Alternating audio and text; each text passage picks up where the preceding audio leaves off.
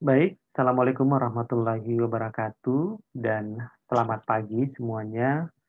Semoga semua tetap atau selalu dalam kondisi yang sehat. Eh, Alhamdulillah hari ini kita akan melanjutkan pembahasan untuk mata kuliah dasar gizi Kesmas, di mana ini adalah topik terakhir untuk eh, pembahasan dari mata kuliah ini karena ini sudah masuk ke pekan 15 ataupun satu pekan sebelum masuk masa final test. Nah, pada hari ini kita akan membahas tentang gizi pada lanjut usia. Apa saja yang dibutuhkan pada saat masa lansia? Apakah kebutuhan gizinya itu sama pada saat mereka belum masa lansia, pada saat remaja ataupun dewasa? Kemudian apa saja perubahan-perubahan yang kemungkinan besar akan terjadi pada lansia dan bagaimana cara mengatasi hal tersebut ataupun mensikapi hal tersebut itu yang akan kita bahas di dalam pertemuan hari ini.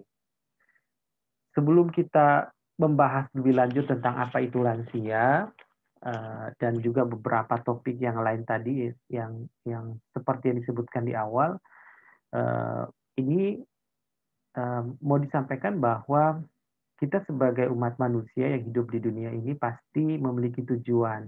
Tujuan akhir dari kehidupan kita itu pastinya ketika bertambah usia kita, kita menginginkan bahwa di masa depan kita memiliki healthy aging ataupun usia yang sehat, seperti itu berumur panjang, sukses, bahagia, kemudian ketika tua nanti menjadi pribadi yang tidak menjadi beban, kemudian juga masih bisa produktif, mandiri, dan bahkan aktif.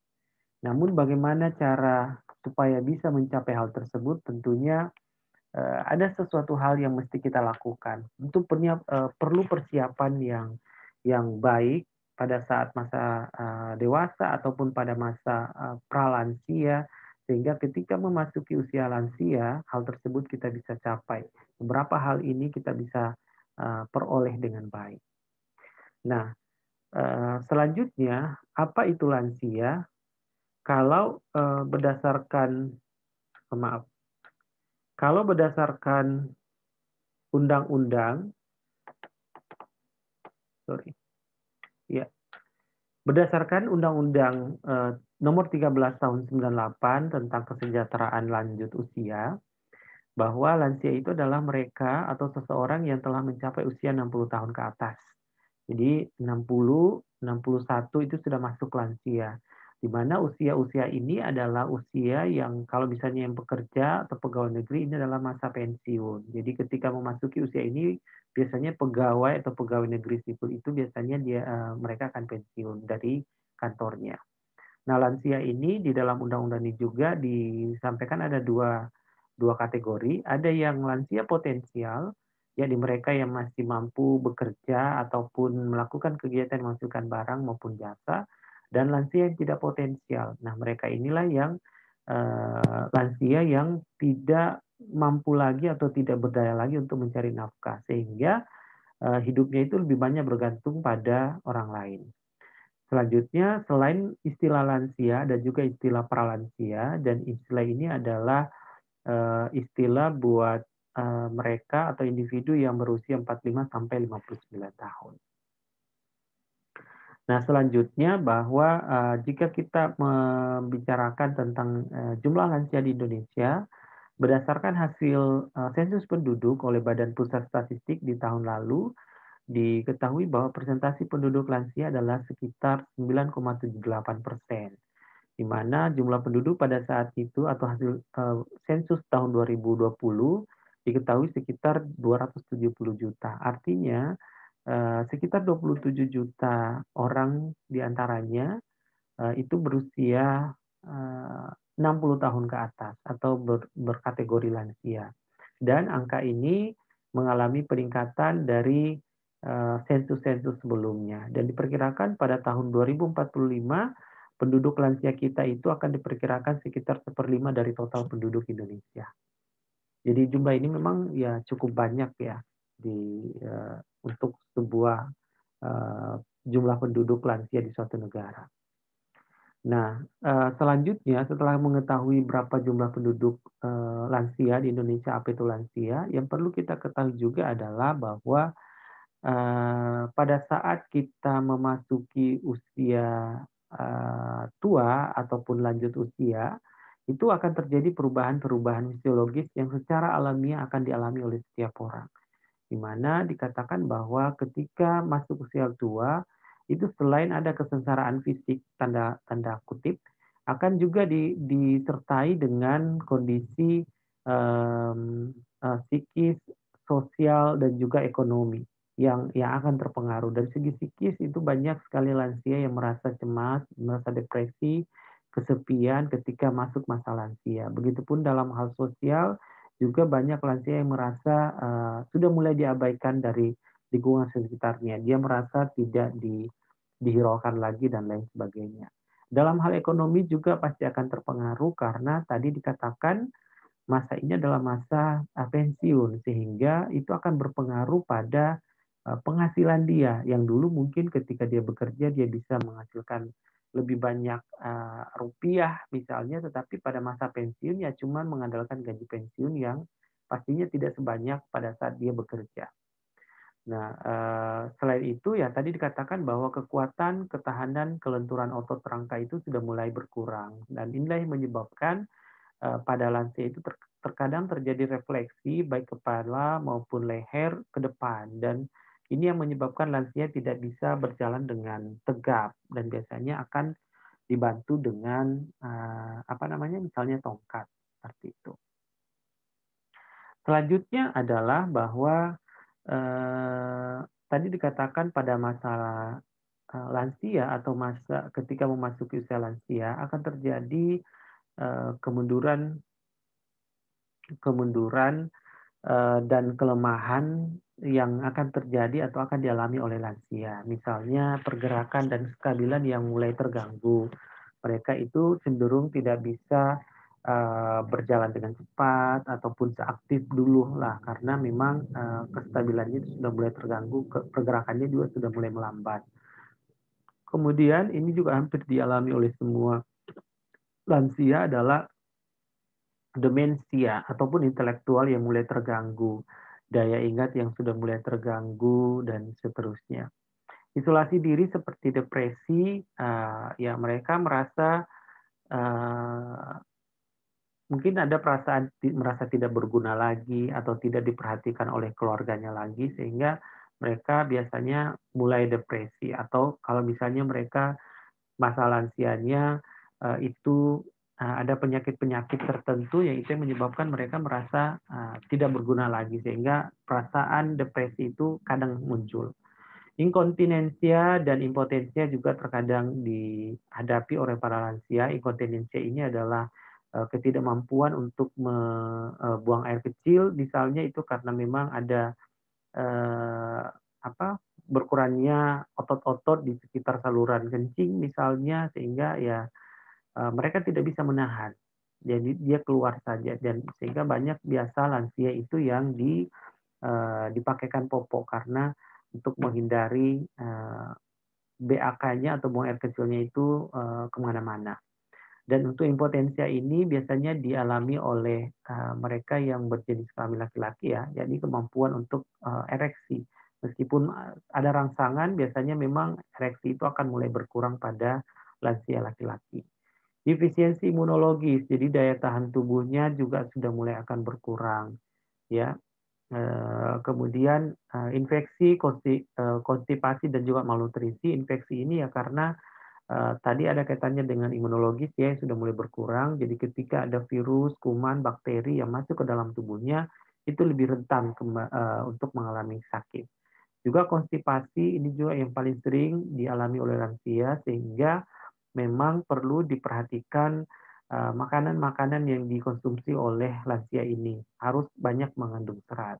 Kemudian malnutrisi juga bisa terjadi karena pada saat lansia itu sudah terjadi juga kemunduran pengecapan, penginderaan, dan seterusnya. Mereka itu tidak bisa lagi misalnya merasakan asin ataupun manis pada makanan, sehingga Bisa saja kemudian ditambah yang menyebabkan kalau misalnya terlalu manis dikonsumsi bisa menyebabkan kegemukan. Ataukah karena tadi pengecapannya tidak terlalu bagus sehingga nafsu makannya berkurang ataupun menurun sehingga yaitu menyebabkan dia menjadi kurus dan seterusnya. Kemudian insomnia, susah tidur, ini juga paling banyak dialami oleh para lansia. Mereka itu cenderung um, sulit sulit untuk tidur sehingga biasanya tidur malam hari itu hanya beberapa jam dan kemudian terbangun lebih subuh dari biasanya. Kemudian ya ini tadi yang saya sampaikan adanya kemunduran, penglihatan, pendengaran, pengecapan, pembauan komunikasi dan integrasi pada kulit, ya keriput ya. Ini memang suatu hal yang akan sulit untuk dihindari seberapa canggih pun misalnya skincare yang digunakan untuk merawat mukanya ataupun kulitnya, tetapi ketika masuk masa lansia itu memang tidak bisa dipungkiri pasti akan kelihatan ada perubahan dibandingkan pada masa muda. Dan yang terakhir adalah kemunduran proses penyembuhan. Ini kaitannya juga dengan karena sudah mulai menurun sistem kekebalan tubuhnya sehingga pada saat sakit mau diobati juga akan lama sembuhnya. Nah, berikutnya ini adalah beberapa masalah pada lansia yang dapat menimbulkan masalah gizi. Nah, ini juga perlu perhatian khusus karena kalau hal ini dibiarkan maka ya itu tadi akan menimbulkan masalah-masalah gizi di ke depan. Misalnya masalah gigi. Lansia yang memiliki gigi ompong ataupun ada penyakit gusi ataukah karena giginya ada beberapa yang harus tanggal sehingga harus diganti gigi palsu, itu pasti akan mengalami kesulitan dalam hal mengunyah makanan, terutama makanan yang bertekstur keras ataupun yang berserat begitu ya, itu akan sulit untuk mengunyahnya sehingga lama-kelamaan ketika misalnya mereka tidak mengonsumsi makanan ini pasti akan timbul masalah-masalah gizi yang lain. Ya, bisa saja dia kekurangan zat gizi tertentu karena tidak mampu memakan makanan tertentu. Nah, kemudian yang kedua adalah berkurangnya sensitivitas.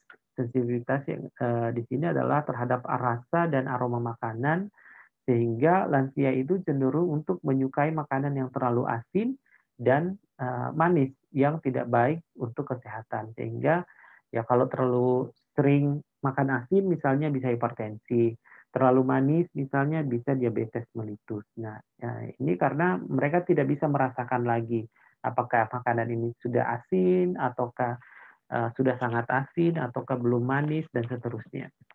Sensitivitas terhadap rasa haus mulai berkurang. Nah, ini juga biasa dialami oleh lansia yang bisa menyebabkan lansia itu menjadi dehidrasi ataupun berkurang cairan tubuhnya. Kemudian yang keempat adalah adanya obat-obatan tertentu yang dapat menyebabkan mual dan juga menurunkan nafsu makan. Jadi memang untuk lansia hati-hati juga ketika misalnya mau membelikan obat atau meresepkan obat, sebaiknya memang dikonsultasikan kepada ahlinya. Jangan sampai obat yang dikonsumsi itu malah membuat masalah yang baru. Kemudian yang terakhir yang tadi selalu saya sampaikan bahwa banyak sekali lansia itu yang mulai merasa kesepian dan depresi dan ketika mereka mengalami hal tersebut maka itu juga akan berimbas pada nafsu makannya dia karena dia merasa kesepian, anaknya sudah berkeluarga, jauh sudah meninggalkan rumah, beda kota pula. Nah, itu akan menyebabkan lansia ini merasa kesepian dan yaitu akan berakibat terhadap nafsu makannya dia. Dia tidak mau makan, akhirnya lama-kelamaan kurus, bisa timbul masalah yang lain. Nah, berikutnya adalah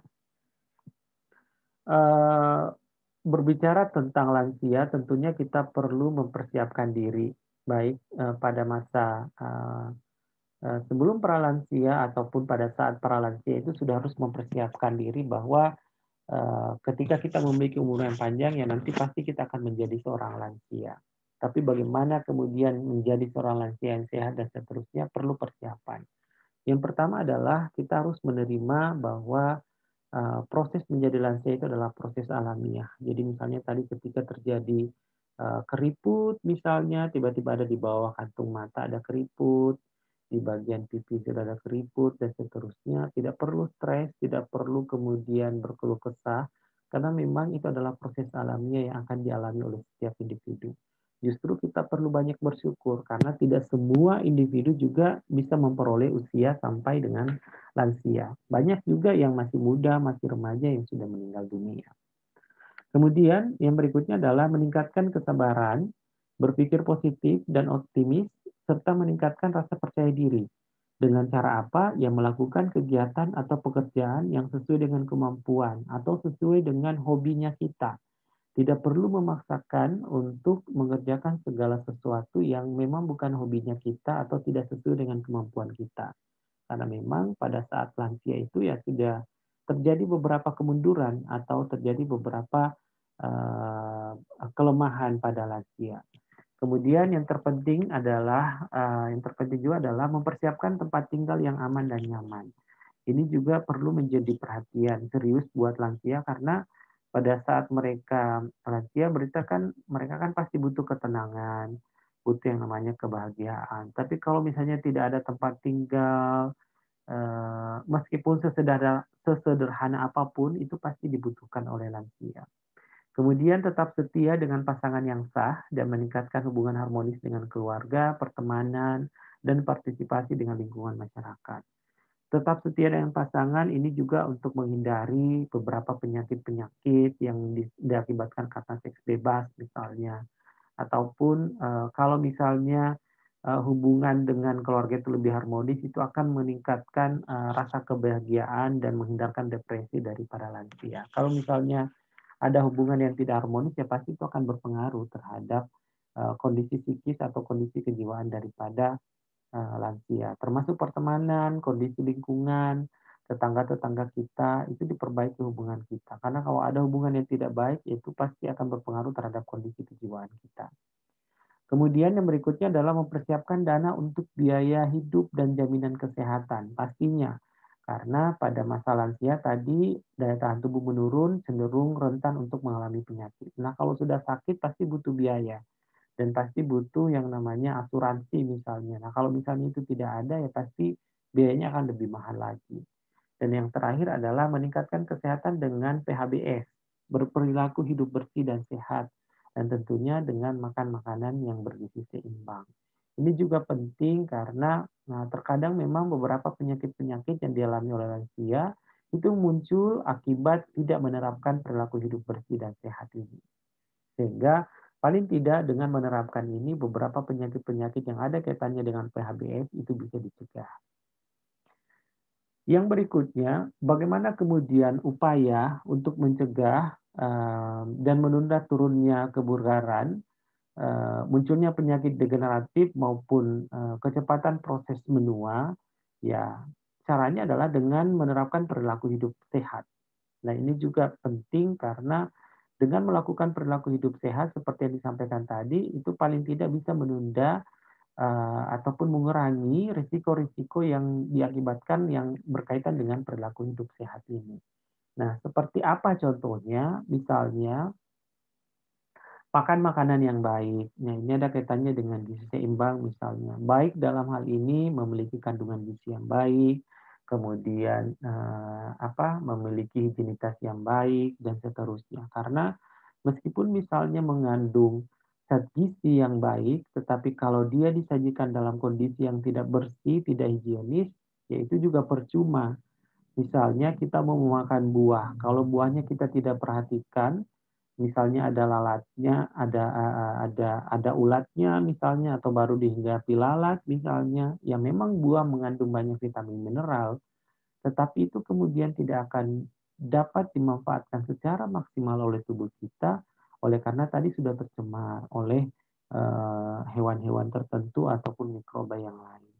Kemudian yang kedua adalah rajin melakukan aktivitas fisik ataupun olahraga secara terus-menerus dan teratur. Ini juga untuk meningkatkan kebugaran tubuh ya, sehingga akan menjadi lebih sehat. Kemudian memanfaatkan sinar matahari untuk kesehatan. Ada kaitannya dengan pembentukan vitamin D misalnya, ataupun untuk menguatkan tulang. Sehingga Tadi itu kan lansia itu kan rawan untuk mengalami, pengeroposan tulang ya, jadi paling tidak itu bisa dihindari atau diperlambat prosesnya. Kemudian tidak merokok maupun menggunakan bahan, kimia yang berbahaya, ini juga, penting diperhatikan terutama yang pria ya, yang masih merokok, yang perempuan pun juga demikian, jangan sampai menjadi, perokok pasif karena pasangannya, aktif merokok, itu yang harus dihindari. Kemudian seks yang sehat, tidak gonta-ganti pasangan. Kemudian mental dan rohani, jadi selain mempersiapkan dari segi mental, juga persiapan rohani, rajin beribadah, mendekatkan diri ke Tuhan, itu adalah salah satu hal yang cukup baik untuk mendapatkan kesehatan. Kemudian tidak menyalahkan orang ataupun keadaan, menerima. Kalau misalnya terjadi sesuatu pada kita bukan berarti karena kesalahan orang lain, tapi bisa juga karena kesalahan diri kita. Mungkin saja kita memang yang salah, tidak menjaga kesehatan dengan baik, tidak menerapkan perilaku hidup bersih dan sehat, dan seterusnya, sehingga kita menjadi sakit. Bukan semata-mata karena orang lain. Kemudian jangan selalu mengeluh, kemudian atau terus-menerus mengeluh, syukuri apa yang ada ya, karena kalau terlalu sering mengeluh itu juga kan akan berpengaruh terhadap psikologis kita, kondisi kejiwaan kita, dan pada akhirnya yang ada bukan menyelesaikan masalah, malah menambah masalah. Jadi syukuri apa yang kita dapatkan. Kalau misalnya memang kita diberikan misalnya terkait dengan rezeki apapun itu, ya mungkin itu sudah rezekinya kita. Tapi dibedakan juga antara bersyukur dengan pasrah. Yang bersyukur itu artinya memang kita sudah berusaha dan berdoa, apapun hasilnya maka itulah yang terbaik pasti menurut Tuhan. Nah, kalau bedanya dengan pasrah ya itu cenderung karena memang lebih ke malas ya, tidak mau berusaha, tidak ada upaya untuk mengubah nasib dan seterusnya, ataupun mengubah eh, kesehatan atau perilakunya dan seterusnya. Nah, berikutnya adalah terkait dengan pesan gizi seimbang bagi lansia. Kalau masih ingat yang pertemuan kita sebelumnya, ada pesan-pesan untuk remaja ya, pesan-pesan gizi seimbang untuk remaja. Ini juga untuk lansia ada 7. Yang pertama adalah dengan mengonsumsi banyak sayur dan cukup buah. Ini ada kaitannya dengan pemenuhan vitamin dan mineral serta antioksidan untuk menangkal radikal bebas supaya lansia itu tidak rentan sakit, dan juga ada kaitannya pastinya dengan kebutuhan serat ya yang banyak terdapat dalam sayur dan buah. Kemudian biasakan konsumsi makanan sumber kalsium. Ini ada kaitannya dengan pengeroposan tulang karena lansia itu sangat rentan untuk terjadi pengeroposan tulang, sehingga perlu untuk menjamin konsumsi kalsium pada lansia. Nah, bagaimana caranya? Bisa melalui konsumsi susu maupun ikan. Kemudian yang ketiga adalah mengonsumsi makanan berserat. Nah, ini katanya tadi dengan konstipasi ya. Jadi selain sayur dan buah, makanan berserat yang lain dari sumber karbohidrat itu juga perlu dikonsumsi. Kemudian batasi konsumsi makanan bernatrium tinggi atau yang banyak mengandung garam tinggi. Ini untuk mencegah penyakit-penyakit tidak menular seperti hipertensi. Kemudian pasti konsumsi air putih sesuai dengan kebutuhan. Kalau pada lansia itu sudah sekitar 1.500 sampai 1.600. Jadi memang sudah mulai ada penurunan. Kalau sebelum-sebelumnya kan pada masa dewasa misalnya atau remaja itu kan sekitar 2 liter ya atau 2.000 mililiter per hari. Nah, ini sudah mulai mengalami penurunan. Kemudian yang keenam adalah tetap melakukan aktivitas fisik karena ini juga penting untuk melatih kontraksi dan relaksasi otot pada lansia yang pada saat masuk usia lansia itu sudah mulai mengalami penurunan. Dan bagaimana caranya supaya itu bisa tetap rileks, misalnya ototnya ya harus tetap sering-sering melakukan aktivitas fisik. Kemudian yang terakhir adalah batasi konsumsi GGL ataupun gula, garam, dan lemak. Nah, ini ada kaitannya dengan penyakit-penyakit degeneratif seperti stroke, jantung, dan juga diabetes mellitus. Kemudian yang berikut ini adalah kebutuhan gizi buat lansia. Dapat kita lihat pada tabel angka kecukupan gizi yang dikeluarkan oleh Menteri Kesehatan tahun 2019. Di sini yang dimunculkan adalah untuk kebutuhan energi dan juga zat gizi makronya saja, yakni protein, lemak, dan karbohidrat.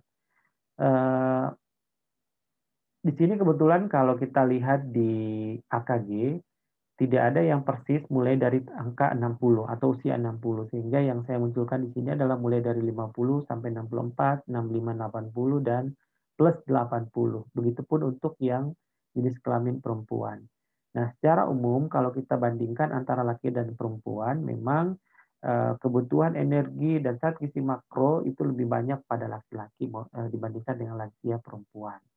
Dan terlihat bahwa secara umum akan terjadi penurunan baik itu kebutuhan energi maupun zat gizi makro, protein, lemak maupun karbohidrat sering dan bertambahnya usia, baik pada laki-laki maupun pada perempuan. Karena memang ya sudah terjadi beberapa kelemahan, kemunduran sehingga kebutuhan kebutuhan makannya juga pasti akan menurun karena aktivitas fisiknya juga sudah mulai menurun sehingga itu akan berpengaruh terhadap pengeluaran energi. Karena pengeluaran energi tidak terlalu banyak sehingga kebutuhannya juga tidak terlalu banyak. Di sini yang saya munculkan hanya untuk kebutuhan zat gizi makro dan energi saja, meskipun kalau kita lihat di AKG itu lebih lengkap lagi. Ada juga zat gizi makronya ya, ada vitamin dan mineral, tapi karena cukup banyak sehingga saya tidak munculkan semua. Silakan nanti dicek. Tetapi memang secara umum baik makro maupun mikro zat gizinya itu pasti akan mengalami penurunan seiring dengan bertambahnya usia. Nah ini sekilas saja contoh menu bagi lansia. Ini menu lansia untuk lansia yang wanita ya, karena energinya itu sekitar 1.500 kilokalori. Jadi tetap dianjurkan lansia itu untuk mengonsumsi 3 kali makan, tetapi ada selingan buah ataupun susu. Misalnya di pagi hari itu dia makan nasi, ada telur rebus, lalap, daun kemangi, timun, dan buah-buahan seperti pepaya. Nah diupayakan sebisa mungkin yang goreng-gorengan atau yang digoreng itu dikurangi pada lansia untuk menghindari atau mengurangi namanya konsumsi lemak ataupun minyak yang terlalu banyak. Ya, di malam hari dianjurkan untuk mengonsumsi susu, terutama susu yang rendah lemak ya, untuk memastikan kebutuhan kalsium pada lansia itu terpenuhi dengan baik. Nah, tadi nyambung dengan pesan gizi seimbang bahwa pada lansia itu ada beberapa makanan yang perlu dibatasi terkait dengan GGL tadi, gula, garam, lemak. Tapi di sini jelaskan lebih rinci berapa sih yang harus dikurangi atau berapa batas maksimal yang bisa dikonsumsi oleh lansia. Nah, dari ini kita bisa ketahui bahwa konsumsi gula itu maksimum 4 sendok makan maksud saya, itu sekitar 50 gram per hari. Kemudian konsumsi garam itu maksimal 1 sendok teh atau sekitar 2 gram per hari. Dan lemak itu sekitar 5 sendok makan atau sekitar 67 gram per hari. Jadi itu perlu memang diperhatikan, jangan sampai ya tadi karena berkurang pengecapannya sehingga menambah gula ke dalam tehnya misalnya terlalu banyak sehingga bisa berlebih, apalagi kalau dia minum teh 2 kali sehari misalnya. Kemudian selain GGL ini, makanan-makanan lain yang bersumber natrium atau yang mengandung natrium itu juga sebaiknya dibatasi, seperti yang dikalengkan, ikan ataupun daging yang dikalengkan, karena biasanya yang dikaleng itu kan pasti untuk membuat dia lebih awet akan ditambahkan natrium yang cukup banyak.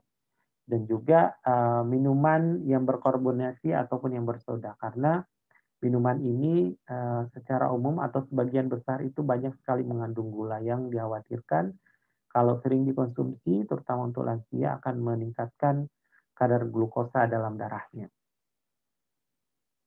Nah, selanjutnya adalah terkait dengan pemantauan kesehatan lansia. Nah, kalau terkait dengan ini di Indonesia sendiri, pemerintah kita itu sebenarnya sudah punya program melalui 2 kegiatan, ada yang namanya Pos Lansia atau Posyandu khusus lansia dan Posbindu PTM. Ini adalah pos pembinaan terpadu khusus untuk penyakit tidak menular.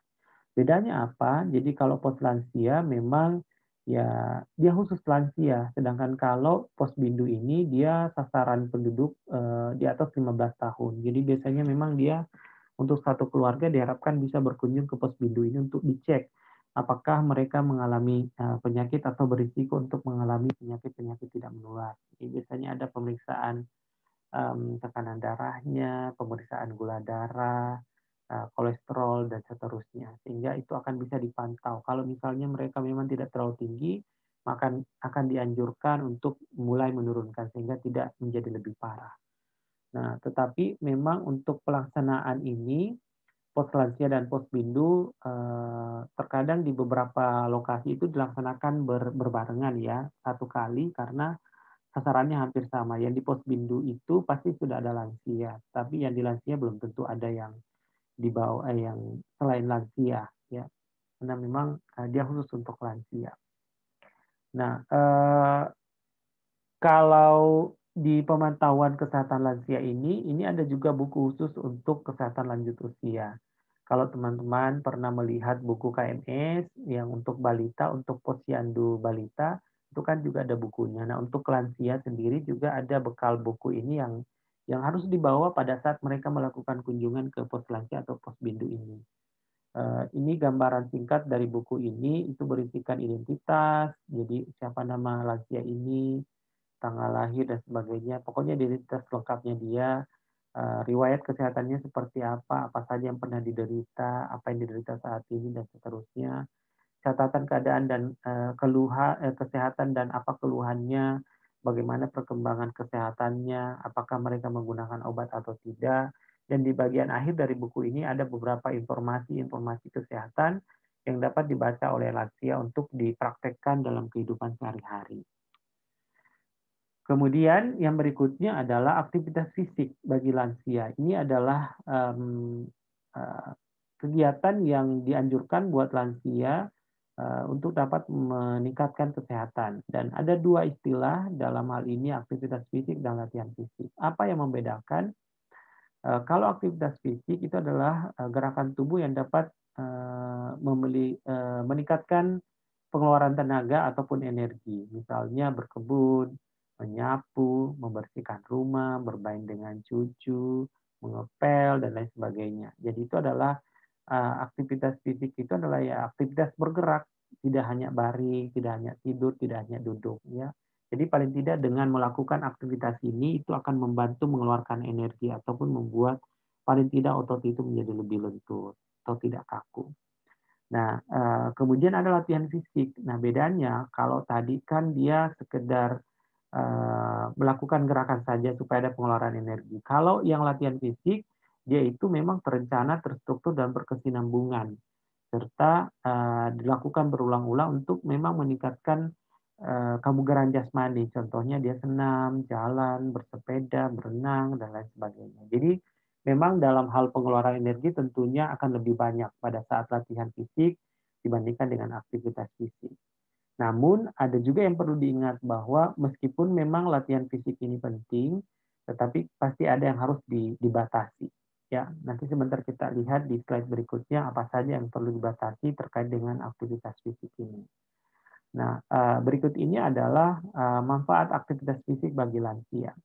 Ada 7 manfaat buat aktivitas fisik bagi lansia. Yang pertama adalah meningkatkan kelenturan dan keseimbangan tubuh sehingga ini akan mengurangi risiko terjadinya jatuh dan cedera pada lansia. Kemudian yang kedua adalah meningkatkan metabolisme tubuh untuk mempertahankan berat badan ideal dan mencegah kegemukan. Jadi terlalu kurus ataupun terlalu gemuk pada lansia itu juga sebaiknya dihindari. Kalau terlalu gemuk juga ya ditakutkan tadi ada jantung, ada diabetes, dan seterusnya. Kemudian yang ketiga adalah memperkuat massa tulang. Kemudian menurunkan nyeri sendi kronis pada pinggang dan punggung serta mencegah namanya osteoporosis. Intinya membuat tulang lebih sehat.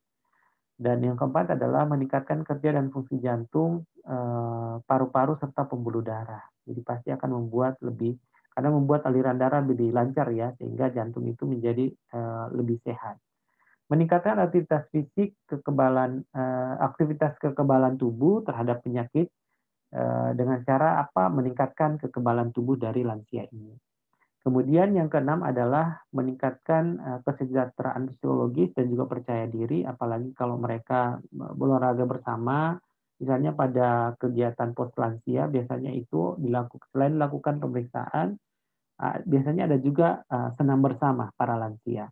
Kemudian mengendalikan stres, kecemasan, dan depresi, apalagi kalau mereka bertemu sesama para lansia, saling bertukar cerita, saling menyampaikan keluh kesah misalnya, ataupun menyampaikan hal-hal yang bahagia, itu paling tidak akan mengendalikan kecemasan ataupun stres mereka. Kemudian ini yang saya sampaikan tadi bahwa meskipun latihan fisik ataupun aktivitas fisik itu penting buat lansia, tetapi harap dihindari hal-hal berikut. Misalnya kalau latihan fisiknya lebih dari 1 jam, itu kan cukup lama ya buat seorang lansia. Kalau masih muda tidak ada masalah, tapi untuk lansia sebaiknya dikurangi, tidak sampai lebih dari 1 jam. Tidak melakukan gerakan menahan nafas, itu sebaiknya tidak lakukan karena lansia itu rentan dengan sesak nafas ya, sehingga kalau ditambah lagi gerakan ini takutnya dia malah sesak nafas. Gerakan melompat ataupun meloncat ada kaitannya dengan kesehatan tulang misalnya, jangan sampai malah ada masalah dengan tulang punggung ataupun tulang ekor karena melompat ataupun meloncat. Latihan beban dengan beban berat, nah ini juga bahaya seperti yang digambar ya, takutnya ada masalah di tulang belakang ataupun tulang punggungnya karena bebannya terlalu berat. Latihan fisik yang mengganggu keseimbangan, dan yang terakhir berdiri di atas satu kaki tanpa berpegangan. Ini juga karena lansia itu rawan jatuh. Jadi kalau berpegangan berdiri satu kaki tidak berpegangan pula dia rawan jatuh dan bisa mengakibatkan masalah-masalah yang lain lagi. Kemudian yang berikutnya adalah peran keluarga. Jadi tadi setelah diketahui bahwa lansia itu pasti akan mengalami penurunan, apa yang dibutuhkan oleh lansia, perlu aktivitas fisik dan lain sebagainya.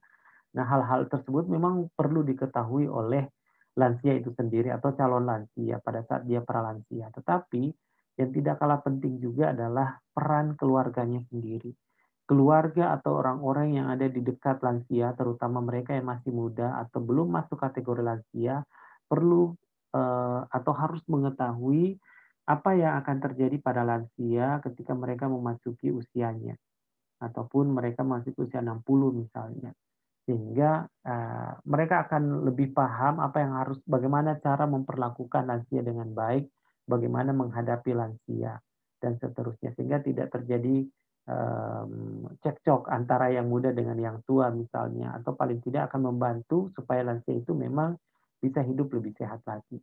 Yang pertama pastinya adalah menghormati dan menghargai orang tua. Mereka adalah orang tua kita, sehingga kita harus hargai mereka, hormati mereka, sayangi mereka, dan lindungi mereka tentunya. Bersikap sabar dan bijaksana terhadap perilaku lanjut usia, karena memang terkadang ada perilaku-perilaku yang um, mungkin akan sedikit memancing emosi kita, karena ya orang mengatakan kalau orang lansia itu akan kembali ke perilakunya seperti anak-anak. Ya bagaimanalah anak-anak kalau misalnya mau sesuatu atau bertanya itu kan keadaan berulang-ulang, dan kita kalau dalam keadaan capek pasti rentan untuk mengalami emosi. Jadi memang harus bersikap sabar menghadapi lansia. Belum lagi kalau misalnya tadi inkontinensia ya, tadi ya tidak mampu menahan pipis misalnya, akhirnya dia kencing di tempat tidur, jangan dimarahi karena ya seperti itulah kondisinya. Justru harus dicarikan solusi supaya misalnya dia tidak pipis sembarangan, dipakaikanlah popok. Meskipun memang di beberapa lansia juga kendalanya adalah ada yang merasa tidak nyaman sehingga tidak mau memakai popok. Dan itu memang harus pendekatan yang ekstra sabar dari pihak keluarga ke lansia. Memberikan kasih sayang, menyediakan waktu serta perhatian. Bukan hanya karena kita sudah menyiapkan materi misalnya, sudah diberikan uang, tetapi kemudian tidak menyiapkan waktu untuk berkumpul bersama, bercerita bersama, mendengarkan keluh kesah mereka, itu jauh lebih penting dibandingkan materi yang sudah kita berikan. Jangan menganggapnya sebagai beban. Ini juga penting karena ketika orang tua misalnya merasa dia membebani keluarganya, yaitu memicu mereka bisa menjadi depresi, cemas, stres, dan sebagainya.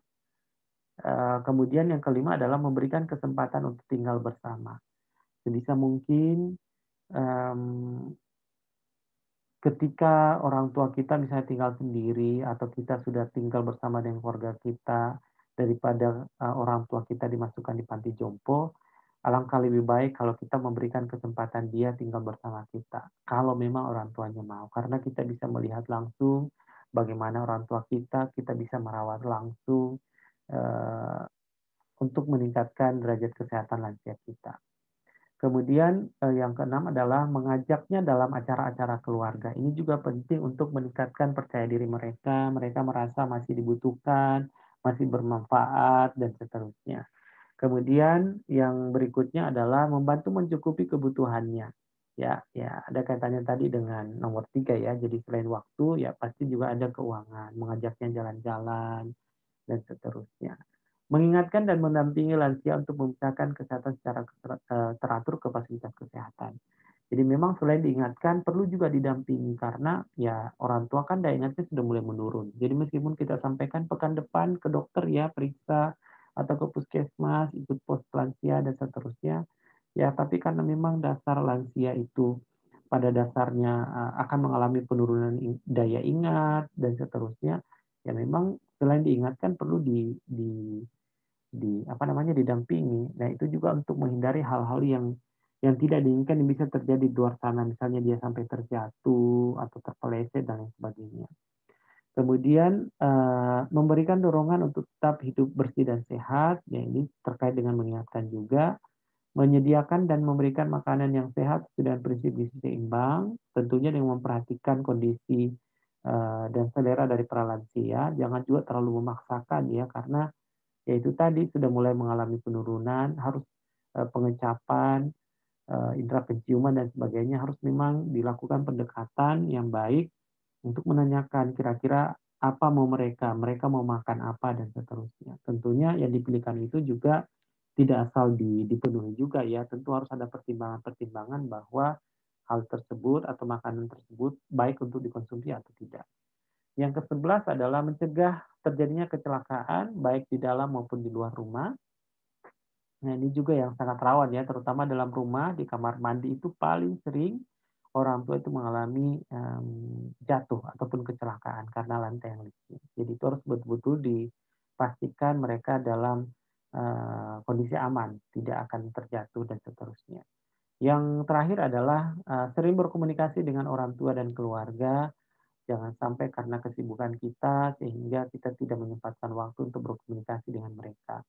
Meskipun tidak bisa bertemu secara fisik karena apalagi dengan kondisi sekarang, tapi paling tidak melalui telepon, mungkin sekali seminggu paling lama itu kita sudah harus berkabar, memberikan kabar ke mereka kita lagi baik-baik saja, ataukah ya pastinya kita harus menanyakan kabar mereka dalam kondisi seperti apa. Nah, itu adalah beberapa peran-peran keluarga yang bisa kita paling tidak praktekkan ketika berdampingan hidup dengan lansia atau menghadapi seorang lansia. Baik, dan yang terakhir adalah moto lansia itu adalah bahagia. Bahagia itu B, berat badan berlebih itu sebaiknya dihindari untuk menghindari beberapa penyakit-penyakit degeneratif. A itu adalah aturlah makan dengan gizi seimbang. H, hindari faktor-faktor risiko penyakit tidak menular seperti hipertensi, kencing manis, stroke, dan jantung. Kemudian A, agar terus berguna, lakukan kegiatan yang sesuai dengan hobi yang bermanfaat, tentunya sesuai dengan kemampuan. G, gerak badan teratur wajib terus dilakukan, ada kaitannya dengan aktivitas fisik atau latihan fisik. I, iman dan takwa ditingkatkan untuk mengelola stres supaya tidak depresi, tidak merasa kesepian, yakin bahwa masih ada Tuhan bersama kita, meskipun tinggal sendiri di rumah, misalnya. Awasi dengan melakukan pemeriksaan kesehatan secara teratur. Jadi ini juga penting melakukan pemeriksaan kesehatan karena terkadang masalah-masalah kesehatan yang serius itu kan tidak langsung muncul serta-merta ya, tapi pasti melalui proses. Nah, sebelum itu bertambah parah, memang sebaiknya harus diperiksa secara rutin untuk mencegah, paling tidak tidak menambah parah, kalaupun tidak sampai sembuh total, tapi paling tidak bertambah parah. Menuju lansia sehat, mandiri, aktif, dan produktif. Sekian dan terima kasih. Nah, ini sekedar info bahwa